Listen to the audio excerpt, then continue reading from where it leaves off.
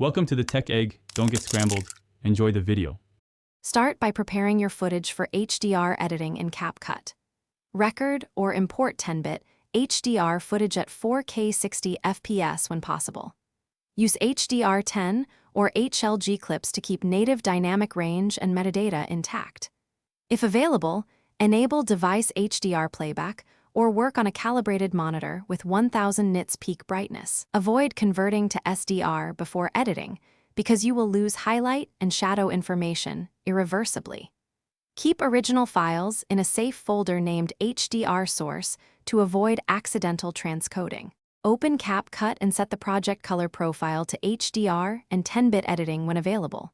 Start with basic adjustments, white balance, exposure, and contrast to protect highlights and shadows.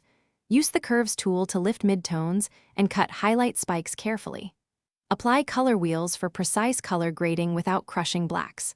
Only load an HDR to HDR LUT after you finish base exposure. Use selective masks and global sliders to keep skin tones natural while preserving bright specular details.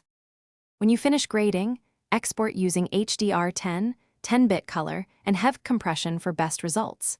Choose a target bitrate around 50 Mbps for 4K to balance quality and file size. Confirm the export includes HDR metadata so players recognize dynamic range correctly. Test the final file on multiple HDR-capable displays to check for clipping, banding, or washed colors. If colors look off, tweak color primaries or metadata and re-export.